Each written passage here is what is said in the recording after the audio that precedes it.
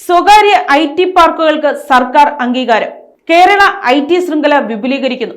സംസ്ഥാനത്തെ സ്വകാര്യ IT പാർക്കുകളെയും digital കമ്പനികളെയും സർക്കാർ IT പാർക്കുകളായി അഫിലിയേറ്റ് ചെയ്യാനുള്ള നിർണായക പദ്ധതിക്ക് സർക്കാർ അംഗീകാരം നൽകി.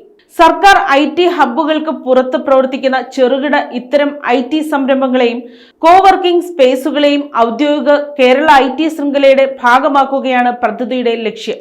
Thiruvananthapuram techno park, Kochi info park, Kozhikode cyber park എന്നിവയുടെ സിഇഒമാർക്കായിരിക്കും പദ്ധതിയുടെ ഏകോപന ചുമതല. അഫിലിയേഷൻ ലഭിക്കുന്ന സ്വകാര്യ സ്ഥാപനങ്ങൾക്ക് സർക്കാർ IT പാർക്കുകളുടെ ഔദ്യോഗിക ലോഗോ ഉപയോഗിക്കാൻ അനുമതി നൽകും.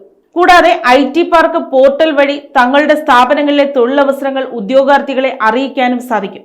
അഫിലിയേറ്റ് ചെയ്യപ്പെടുന്ന കമ്പനികൾക്ക് വിദഗ്ധ മെന്റർഷിപ്പ്, പേറ്റന്റ് ഫയൽ ചെയ്യുന്നതിനായുള്ള സാമ്പത്തിക സഹായം, ഗ്രൂപ്പ് ഇൻഷുറൻസ് തുടങ്ങിയ ആനുകൂല്യങ്ങളും സർക്കാർ വാഗ്ദാനം ചെയ്യുന്നുണ്ട്.